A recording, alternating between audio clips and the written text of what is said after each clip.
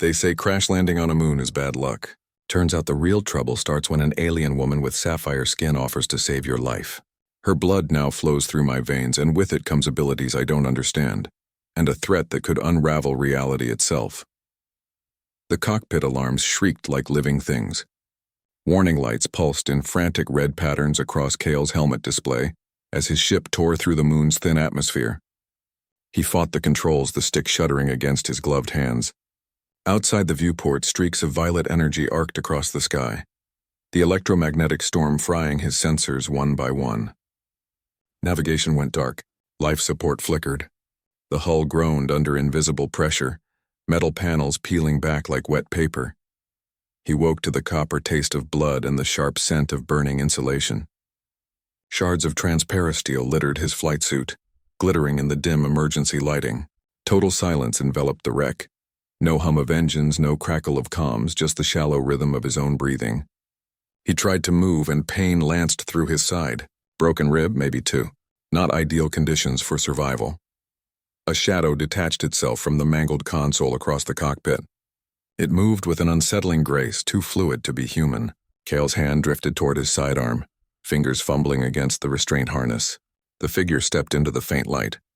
Not human. Not friendly. Taller than any person he'd ever seen, with limbs that seemed just a little too long. Her voice cut through his daze, low and resonant. Your systems are failing. So are you. She didn't blink.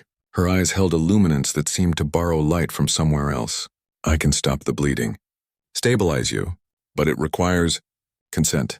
Kale coughed, a wet, painful sound. What kind of consent? My blood in your veins. Or you die here in the dark. Your choice, he almost laughed. A blood bargain on a dead moon. Classic bad luck scenario. Part of him wanted to refuse on principle. He'd never trusted easy offers. But the cold was seeping into his bones. The pain was a constant drumbeat behind his eyes. Primal fear won. He gave a stiff nod. She moved closer. In the half-light, her skin had a subtle sapphire sheen like twilight held under glass. Delicate, elongated ears twitched slightly as she drew a ceremonial blade from her belt. It glowed with the same soft light as her eyes. She made a shallow cut along her forearm. Not red, iridescent blue shimmering like liquid electricity. Drink, she said, holding her arm to his mouth. He did. It tasted like ozone and lightning, like swallowing a storm. Fire erupted in his veins. Not pain, something sharper, more alive. His bones hummed. His vision blurred, then sharpened with impossible clarity. The ache in his ribs faded, replaced by a spreading warmth that felt both alien and deeply, terrifyingly right. The pain was gone. In its place, a new awareness pricked at the edges of his mind. A hum of energy. A sense of connection to things he couldn't see. Kale opened his eyes to a ceiling of glowing crystal. Soft blue light pulsed through translucent formations above him, casting shifting patterns across smooth walls. He lay on a raised platform that felt cool against his back. No pain, no bandages. He flexed his fingers and watched them move. Too easily. Too precisely, he sat up slowly. His body hummed with a low current like a live wire tucked just under his skin. He ran a hand along his ribs where the break should have been. Solid, whole. He held his palm up to the light. A faint sapphire shimmer played across his knuckles. Subtle but undeniable. Not human skin anymore. Not entirely. He stood, and the floor felt different under his boots. Lighter. Stronger. He could probably punch through a bulkhead door. The thought arrived fully formed, a disgusting certainty. He took a step and covered too much distance, nearly stumbling. It felt like wearing someone else's body, a borrowed suit that almost fit. Illyra stood by the arched entrance, watching him. Your cellular structure has been rewritten, she said. Her voice was calm, matter-of-fact. My blood doesn't just heal. It integrates, he stared at her. Integrates how? Your human DNA is now spliced with Veltar traits. A permanent fusion. Your nervous system carries an electrical charge. Your muscles generate more force. Your senses process more data. As she spoke, the crystalline walls around them brightened slightly. A soft pulse of light traveled along a vein in the ceiling, keeping perfect time with the beat of his heart. The whole room was breathing with him. The fortress knew he was here. It recognized what he'd become. He forced a grin. So I got the premium upgrade package. Does it come with a manual? Extended warranty. The joke felt thin. a flimsy shield against the deep cold terror coiling in his gut. He wasn't just a man in a strange place. He was becoming part of the strangeness. Alara didn't smile. Your abilities will reveal themselves gradually. Try to feel the energy in this room. Not see it, feel it. He closed his eyes. At first, nothing. Then a low thrum started in his bones. A network of power like underground rivers of light flowing through the walls, the floor, the very air. He could trace the paths without looking. Sense the concentration of energy where Alara stood. It was like hearing the fortress think. He opened his eyes. I can feel it. The whole structure. The power flow. The wonder in his voice was genuine, edged with fear. But beneath the new awareness, something else stirred. A hollow feeling deep in his core. Not hunger for food. A craving for something sharper, more volatile. An emptiness that hummed along with the energy in the walls wanting to be fed. He didn't understand it yet, but he knew it would demand an answer. She told him the story while they walked the silent outer corridors. Her voice echoed softly against the smooth walls. Each word measured like she'd rehearsed this speech for years with no one to hear it. I came here 6 decades ago, she said, her gaze fixed on the path ahead. Not by chance. Through a waking dream. A vision of a ship tearing through the storm, crashing just beyond the eastern ridge.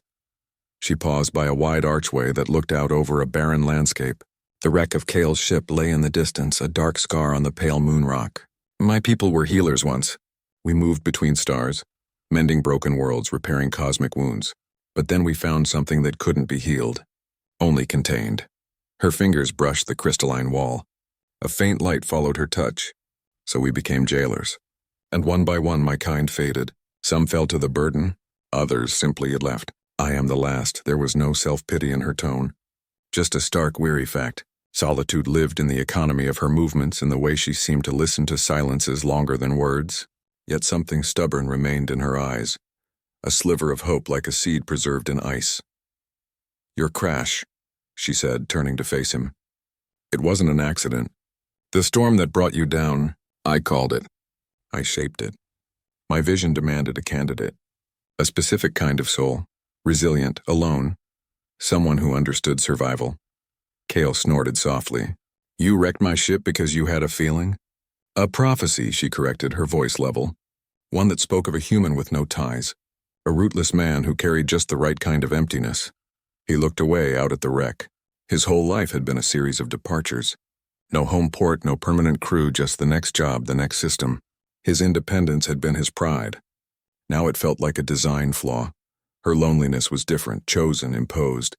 But it mirrored his in shape. The same hollowed-out spaces. The same habit of silence. 2 variations of alone, now forced into orbit around each other. They're gone, she said. And for the first time he heard the weight in it. Not just her people, everything. I stayed because someone had to. Because walking away would mean failing every life that ever trusted us. She looked at him, her luminous eyes holding his. And now you're here. Not by accident. Not by luck. You are here because it is required, he didn't answer. Couldn't. The truth of it settled over him, cold and heavy. He'd spent his life avoiding attachments, commitments, anything that might tie him down. And now he was bound. By blood. By circumstance, by the quiet determination of a woman who'd waited half a century for a damaged cargo runner to fall out of the sky. 2 outsiders. One who chose her duty, one who ran from his, now tangled together in the silent halls of a fortress that felt more like a tomb, bound not just by the strange blood they shared, but by a purpose neither had asked for. Deep in the fortress, air itself seemed to fray. A low hum vibrated in Kale's teeth. A frequency just below hearing. Alara led him down a spiraling ramp into a vast chamber where the light didn't behave properly. It bent, it bled color at the edges. At the chamber's center hung a distortion in the air, a tear in reality that pulsed like a slow, sick heart. It wasn't a gateway. It was a wound. This is what we guard, Alara said, her voice tight. She didn't look directly at the anomaly. My people did not build a door. They built a lock, a prison. The tension in the room was a physical weight. The thing at the center warped the light around it, pulling at perception. Kale's new senses screamed a warning. This was wrong. Deeply, fundamentally wrong. Alara explained in clipped sentences. The prison held back entities her people called devourers, beings that consumed not matter but reality itself. The fabric of space and time was their sustenance. To contain them, the ancient Veltar had sacrificed everything. They wove their own life essence into the seals, a final, desperate act of guardianship. They died to cage a threat that would unmake existence. Now those seals were failing. Kale could see it. Flickers of unnatural darkness licked at the edges of the distortion. Tiny threads of reality unraveled like old cloth, dissolving into nothing. The air tasted of static and something else, a hollow, infinite hunger. The hum grew louder in his bones. He felt a pull, a deep, resonant tug in his blood. The Veltar energy in his veins answered the weeping wound in the chamber, a sickening harmony. His skin prickled. His heartbeat synced with the slow, dreadful pulse of the prison. It was calling to him, recognizing the piece of itself that now lived inside him. He took an involuntary step forward, drawn by the terrible gravity of the thing. Alira's hand on his arm stopped him. Her grip was firm. "Do not approach," she warned. "Its pull is strongest on those who share our blood. It preys on the connection." Kale shook his head, trying to clear the whispering static from his mind. "How do we fix it?" "Reinforce the locks." "The original mechanisms are degraded beyond repair," she said. "The energy required. It no longer exists in this universe. My people expended it all in the binding." A memory sparked. His cargo, the junk he'd dragged across 3 systems. The worthless scrap metal and odd components he was supposed to deliver for a pittance. He looked at the pulsating wound, then back at her. "My ship, the cargo hold." They returned to the wreck at a run. Inside the battered hull, his salvage glowed. Not with reflected light. Each piece, every twisted bracket, every scavenged circuit board, every oddly shaped chunk of alloy, hummed with the same eerie energy as the gateway. A soft, etheric light emanated from the pile, casting long shadows in the dark hold. Alira's breath caught. "You brought them." "You actually brought them?" Kale stared, the truth dawning with cold, brutal clarity. The junk wasn't junk. Each piece was a fragment, a shard of the original lock mechanism, scattered across the galaxy. The components the Veltar had used to seal the prison millennia ago. His whole salvage run, every pickup, every negotiation, it had all been leading here. He hadn't been carrying scrap. He'd been carrying the only pieces capable of holding reality together. The pile of so-called junk in the cargo hold glowed like a captured nebula. Each twisted piece of metal, each scavenged component, radiated a soft etheric light that made the air hum. This wasn't salvage. This was a scattered inheritance. The energy coming off the pile resonated with the same sickening frequency as the prison gateway deep below. Kale stared, the truth settling in his gut like a cold stone. Alira moved through the glowing fragments, her hand hovering over them. "They have been searching for these," she said, her voice low. "For decades, centuries perhaps, guiding ships like yours, manipulating salvage markets, creating demand for specific components. They nudge pilots toward certain wreck sites, certain auctions. They make the pieces seem valuable, but worthless. Just scrap, so no one asks questions." Kale thought of all the runs, the strange jobs that paid just enough to be worth the risk. The buyers who vanished after payment. The wrecks in dead systems that somehow still had perfectly preserved, oddly specific parts. He'd prided himself on his independence, on taking jobs no one else wanted. He thought he was building a life on his own terms, free from anyone's control. It was all a lie. A long, intricate con played on a galactic scale. The Devourers didn't need to fight their way out. They were assembling the key to their prison, one unsuspecting courier at a time. They used greed, desperation, and the stubborn pride of lonely pilots to bring the pieces right to their doorstep. His whole career was a setup, a path carefully laid out by entities that saw him as a delivery mechanism, not a person. The independence he'd fought for, the identity he'd built, it was an illusion. He wasn't a free agent. He was a pawn in a game he didn't know was being played. Every choice he thought was his own had been gently herded, every risk calculated by something that saw his life as a minor variable in a much larger equation. The bitterness tasted sharp in his mouth. He'd spent his life running from being used, only to discover he'd been a tool all along. He knelt by the glowing pile. His new senses flared to life, the Veltar blood in him humming in recognition. The fragments weren't just glowing. They were aligning. To his eyes, they began to shift, rearranging themselves in a complex three-dimensional pattern only he could perceive. It was a lock, a key, a schematic made of light and memory. The pieces he'd hauled across star systems weren't random. They were paragraphs in a sentence, notes in a song. And now, with him here, they were finally forming the complete message. His cynicism, the armor he'd worn for so long, didn't just crack. It shattered. You can't be cynical about a universe that doesn't care about your opinions. This wasn't about luck or fate. It was about design, a design so vast and cold his own free will seemed like a tiny, insignificant glitch in the system. He was a chosen component, delivered on schedule. The realization was worse than any crash, any injury. It was the utter dismantling of the story he'd told himself about who he was.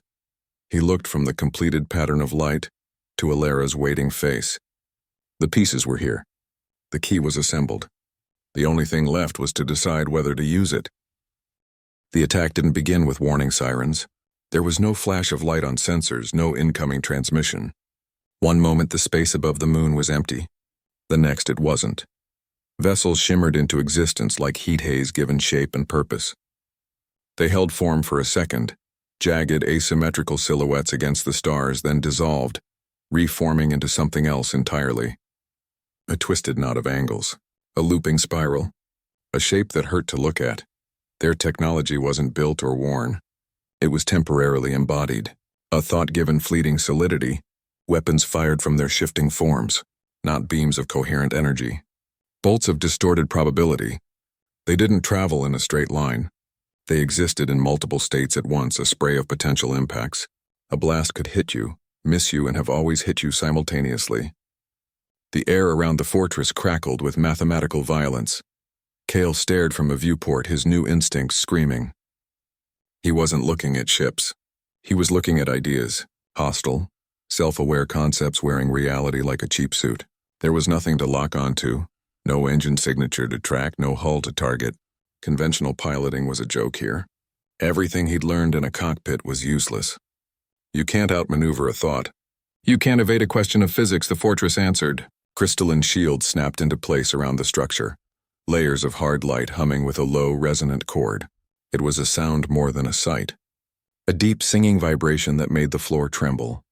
Incoming probability strikes hit the shields and debated their own existence. Some faded, some bounced away at impossible angles. Some simply ceased as if they'd never been fired. The shields weren't deflecting attacks. They were negotiating with them. Alara stood at a control node, her hands moving through holographic interfaces. They weaponize uncertainty, she said, her voice strained. You must stop trying to see them. Feel the collapse of wave functions. Predict the most probable attack vector before it manifests. That sounded insane.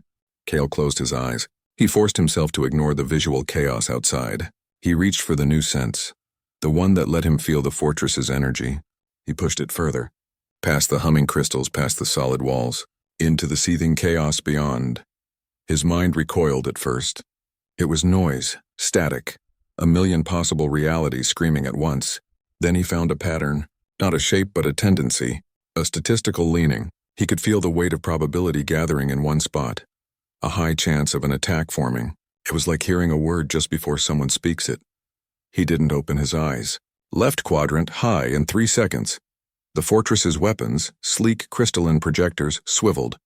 They fired a pulse of structured light not at a ship, but at the empty space he'd indicated. A probability bolt was just beginning to coalesce there.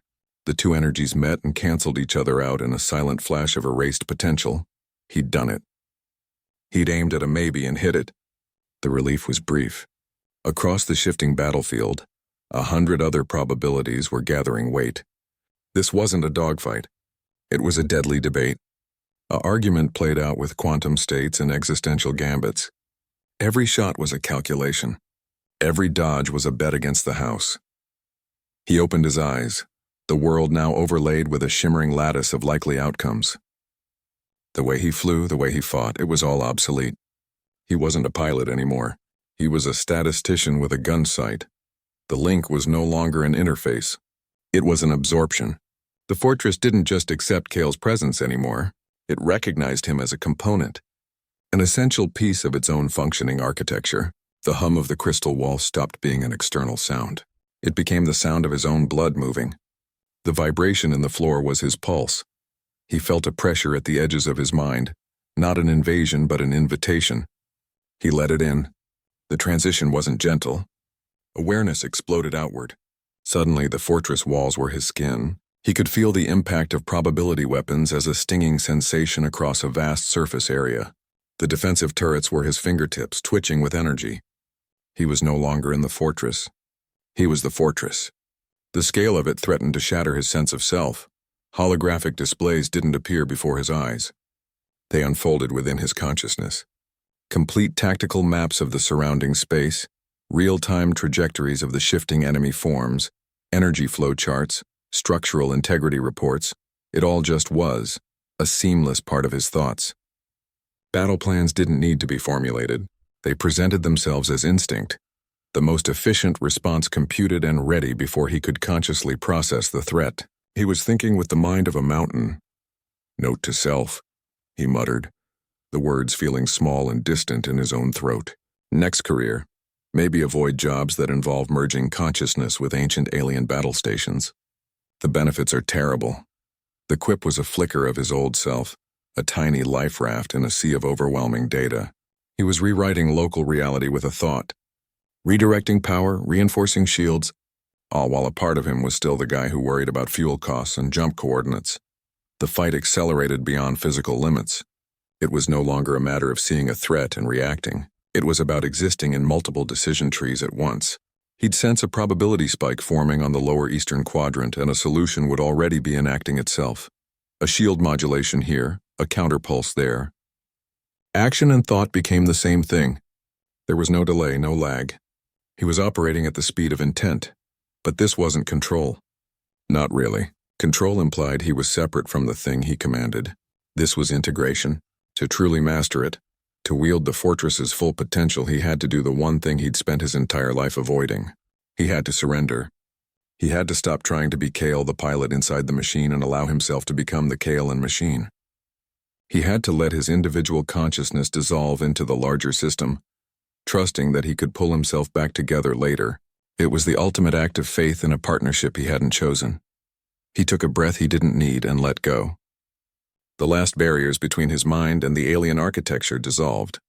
Human instinct and Veltar technology blurred, then fused. His sense of a singular self expanded, distributed across the crystalline structure. He was the viewport looking out at the chaotic battle.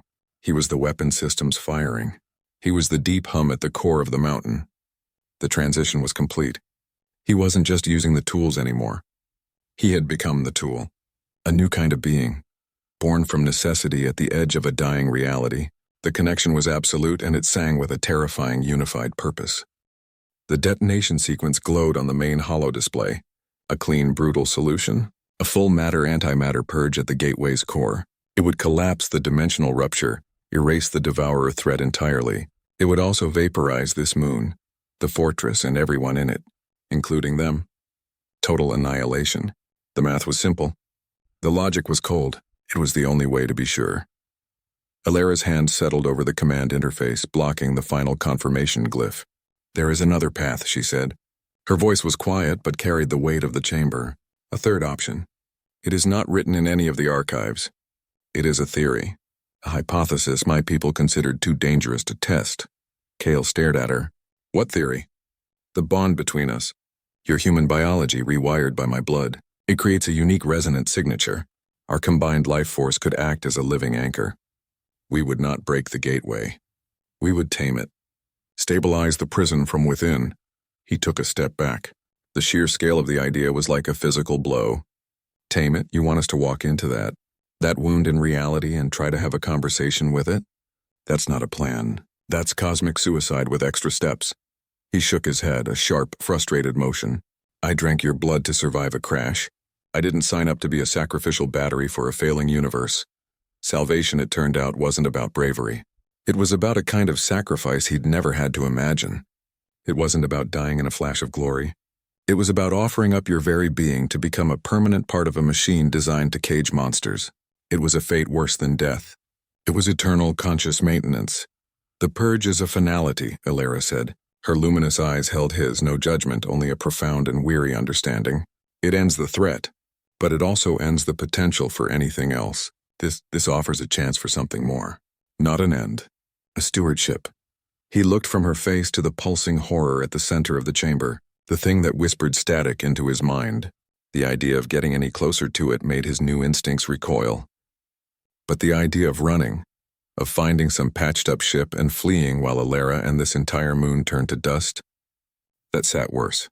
He'd spent his life avoiding responsibility, dodging consequences. This was the ultimate consequence.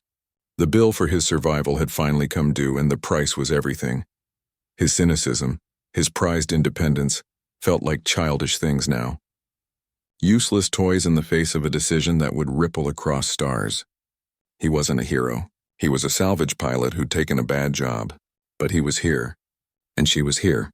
They were the only ones. The resolution settled over him, heavy and final. There would be no glorious last stand. No defiant blaze of guns. Their only weapon was each other. A partnership forged in blood and desperation. A human who didn't trust anyone and an alien who had trusted a vision. It was the worst possible plan. It was the only one they had. He met her gaze and gave a single grim nod. The choice was made. No grand speeches. No dramatic proclamations. Just a silent agreement between two people who had run out of every other option. In that moment, their fates didn't just align. They fused. The future of his entire species and the last legacy of hers now hung on a theory, on trust, on the fragile humming bond between them, stretched to its breaking point at the raw edge of what was real. The power came with a price tag, and it demanded payment in a currency Cale didn't understand. It wasn't a bill he could ignore. It was a constant, low-grade demand in his cells, a hum of need overshadowing even the fortress's own energy song. The Veltar blood had rewritten him, but it hadn't finished the transaction. Healing and strength were the upfront costs. The interest was a perpetual gnawing hunger. It wasn't for food. The thought of eating made him vaguely queasy. It was a craving for something purer, more volatile. Raw energy. A stable electrical current. The heat from a power conduit. He found himself standing for minutes at a time near the humming core relays, just soaking in the ambient radiation. It helped, but only for a little while. The emptiness would return, sharper, more insistent. Worse than that was a deeper, more disturbing pull. A craving for connection. For the specific energetic signature of the only other being like him. The loneliness wasn't emotional. It was metabolic, cellular. His body knew it was incomplete, a hybrid system missing a critical component. It wasn't about wanting company. It was about needing a specific resonance to maintain baseline function. The void wasn't in his heart. It was in his mitochondria. He found Alara monitoring the outer shields. This hunger, he said, the words feeling inadequate. It doesn't stop. She didn't look surprised. It is the burden of our blood. The Veltar were healers because we could channel immense energy. But that conduit works both ways. It requires constant fueling. We are always giving, and so we must always take. The void is the space the energy moves through. It is a fundamental part of the design. Her voice was flat, a recitation of a simple, brutal fact. My people carried this for eons, a race of beings forever half-empty, forever seeking a fullness we could never achieve. Healing others creates a hollow in the healer that never truly fills. He thought of her decades of solitude here, not just alone but metabolically lonely, a biological imperative to connect with no one to connect to. Her vigil wasn't just a duty. It was a starvation diet. The noble purpose of her people suddenly seemed less like a calling and more like a devastating medical condition they'd learned to weaponize. Their bond, the strange link forged by his transformation, offered the only relief. When they were near each other, the constant hum of need quieted from a scream to a murmur. Their resonant frequencies canceled out some of the void, creating a fragile equilibrium. It wasn't a cure. It was a mitigation, a temporary patch on a permanent condition. He could feel the difference when she was in the same room. A slight easing of the pressure, a dimming of the craving. It was the difference between drowning and treading water. The cost of his survival recalibrated itself with every beat of his heart. He hadn't just traded a quick death for a long life. He'd traded it for a life of managed deficit. Every moment of strength, every surge of power, was a withdrawal from an account that could never be filled. The emptiness was now a partner in everything he did, a silent shareholder in his every action. The price was perpetual and it was rising. The fortress armory didn't look like any weapons bay Cale had ever seen. No racks of missiles, no banks of laser cannons. Instead, polished crystalline projectors rose from the floor, their facets catching the light and breaking it into impossible colors. They hummed with a low, waiting energy that resonated in his teeth. These weren't guns. They were instruments for editing reality. Each shot fired was a localized miracle, a beam of structured light that didn't burn or blast. It rewrote the rules of physics in a contained area. Gravity could invert. Time could slow to a crawl. Matter could be persuaded to forget its current state and try something else. The weapons didn't destroy. They convinced things to be different. Kale stood before the main control interface, the fortress's awareness thrumming through him.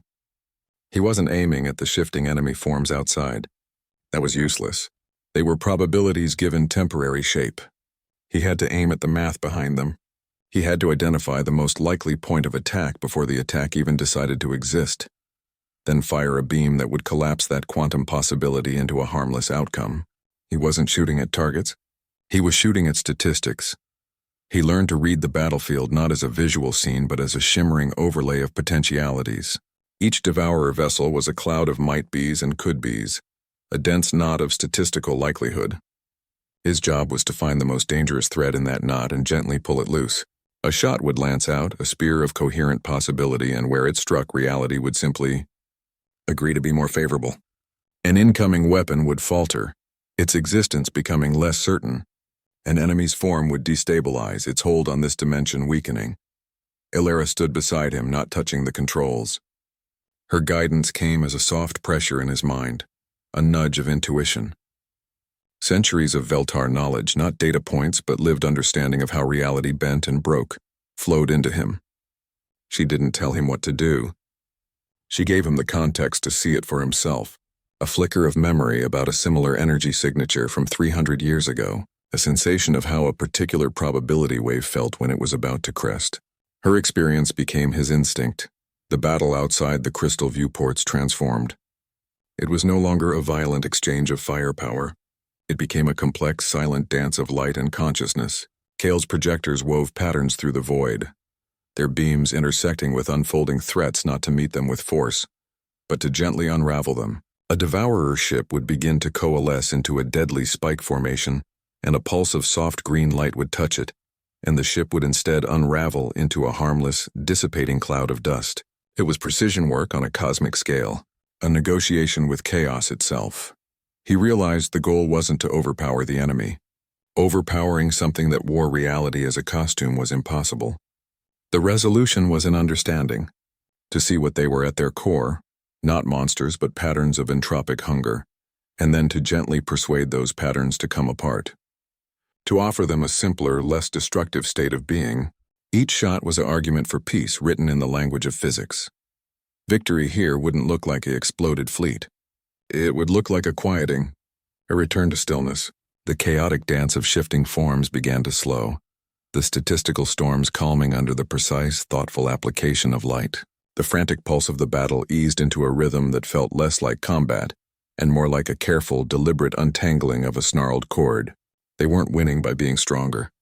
They were winning by being more clever, by understanding the rules of the game better than the players. The transition was subtle but profound. The fight was becoming a conversation, and for the first time they were starting to get a word in edgewise. The gateway didn't speak. It made speech seem like a clumsy, outdated tool. It communicated directly through the senses, bypassing ears and language centers entirely. It impressed feelings into the mind. A sudden cold dread for no reason. A flash of intense, directionless longing. An urge to move, to flee with no visible threat. It was a conversation made of raw sensation, and Kale was an unwilling participant. He stood at the edge of the chamber, the fractured reality at its core pulsing in time with his own altered heartbeat. The tension was a physical pressure, a weight against his skin. He didn't hear the whispers. He felt them. They started as a chill along his spine, the kind you get walking over a grave. Then came the images, not visions you see with your eyes, but memories that bloomed fully formed behind them. An infinite starless black, a cold so deep it felt like peace, and then hunger. A void so absolute it had its own gravity pulling everything into it. Not malice, need, these weren't his memories. They were theirs. The devourers. The static in his mind resolved into a coherent, terrible picture. They weren't evil. They weren't monsters plotting conquest. They were emptiness incarnate. Endless conscious voids trapped in a universe of matter and energy they couldn't process, could only consume. Their assault on reality wasn't an invasion. It was a frantic, blind scrabbling for sustenance. They were starving, and the entire cosmos was a meal they couldn't digest. The prison the Veltar built hadn't just contained a threat. It had bottled up a fundamental, ravening aspect of existence itself, and left it to scream in the dark. The prison was built for a reason. He could feel the Veltar's righteous fear in the ancient stones, their desperation to preserve their creation. But the method felt wrong. Like trying to cure a fever by locking the patient in a freezer. They saw a cancer and tried to cut it out. They never considered it might be a symptom of a deeper sickness. The gateway's whispers carried the agony of that misunderstanding. The seal wasn't just a barrier. It was a denial. A refusal to acknowledge that the hunger on the other side was part of the natural order, however terrible. A part that needed to be managed, not erased. Kale's understanding of the mission shifted, the change so profound it was almost physical. The goal was no longer to reinforce the lock, to keep the screaming thing in the dark forever. That was just a postponement of the inevitable. The seal would fail again. Another cycle would begin. The resolution wasn't in stronger bars. It was in understanding the prisoner. His sense of the enemy dissolved, replaced by a grim, overwhelming pity. They weren't an army to be defeated. They were a catastrophic natural force to be calmed. A fire that needed to be banked, not smothered. The transition in his thinking was absolute. He looked from the pulsing wound to Alara, and he knew she felt it too. The grim set of her jaw, the new light in her eyes. She was reaching the same conclusion. Guardianship didn't mean standing watch with a weapon. It meant listening to the darkness until you understood its pain. It meant finding a way to answer the hunger without being consumed by it. The fight was over. The real work was about to begin. The kind of work that required more than power. It required a capacity for compassion he wasn't sure he possessed. The option sat in the back of his mind, cold and clear. He could still run. He knew it with a certainty that felt like an old friend. His new abilities gave him options a standard human pilot could only dream of. He could feel the energy signatures of the few functional short-range craft left in the lower hangar. One of them, a compact Veltar skiff, held just enough power for a jump to the nearest trade lane. He could bypass the security protocols with a thought, be gone before Alara even realized he'd moved. The temptation was a physical pull in his muscles, a lifetime of instinct screaming at him to cut his losses and fly. His new senses made the selfishness of it brutally clear. He could feel the delicate fraying edges of the gateway's prison seal. He could trace the lines of catastrophic probability that would bloom across this sector of space the moment it failed. It wasn't an abstract concept. It was a map of coming ruin, and his mind could calculate the death toll with terrifying precision. Billions of lives, entire civilizations, all snuffed out in a wave of unraveling reality. His escape would be the first domino. He looked at Alara. She was monitoring the core's energy flow. Her back to him. She made no move to block the exit, to plead, to guilt him. Her duty, he realized, was to the principle of choice. Coercion had no place in Veltar philosophy. You couldn't force someone to be a guardian. The commitment had to be willing, or it was worthless. She would let him go. She would stay and face the end alone, honoring his right to choose his own path, even if that path doomed her and everyone else. Her silence was the heaviest argument of all. Faces flickered in his memory, unbidden. Not heroes or leaders. Just people. The grizzled dockmaster on Tantalus 5th who always overpaid for quality parts. The family that ran the noodle stall in New Phoenix Port. Their kids doing homework on a corner table. The dozens of other pilots just like him, hauling cargo through the black trying to make a credit. People who would never know his name, who would have no idea why the sky suddenly turned inside out and swallowed their world. They were statistics on the probability map in his head. Now they had faces. They had lives. They were the reason you never jettisoned cargo near a habited zone. They were the collateral damage he'd spent his career avoiding. The resolution settled in his gut, cold and solid. He wasn't staying for glory. There would be no parades for the man who saved reality. Most people would never know it needed saving. He wasn't staying for some grand philosophical belief. He was, at his core, still the same cynical bastard who thought destiny was a convenience for people who couldn't admit they were lucky. He was staying for the dockmaster, for the noodle vendors, for every single oblivious soul going about their day, completely unaware that their continued existence now hinged on the choice of a selfish scavenger who really wanted to run away. His cynicism didn't vanish. It just changed shape. It sharpened into a grim, flat acceptance. The universe wasn't fair. It didn't care about his plans. It had dropped this in his lap because he was the one standing there. Responsibility wasn't a noble calling. It was a thing that happened to you when you were the only one who could do the job. He let out a long, slow breath. The urge to run was still there, a persistent hum in his nerves. He just decided to ignore it. He turned away from the hangar bay and walked back toward the core chamber. The transition was silent, internal. The weight of what he was choosing pressed down on him, but it felt familiar. It felt like a debt finally called in. The ramp spiraled down into the fortress heart. The air grew colder, cleaner, carrying a scent like ozone after a lightning strike. At the bottom, the chamber opened into a vast, dark space. In its center, hanging unsupported, was the core. It wasn't a machine. It was a single, perfect crystal the size of a small building, glowing with a soft internal light. It looked less like a gem and more like a piece of solidified starlight, its facets holding the faint echoes of distant suns. Elara stopped at the edge of the chamber. To anchor the gateway, we must join with it. Not just control it. Merge our consciousness with its energy matrix. Become a single circuit. The tension was a live wire between them. Kale understood the math. 2 minds, 2 sets of memories, 2 entirely different ways of perceiving the world, all funneled into a single stream of thought. The risk wasn't just failure. It was dissolution.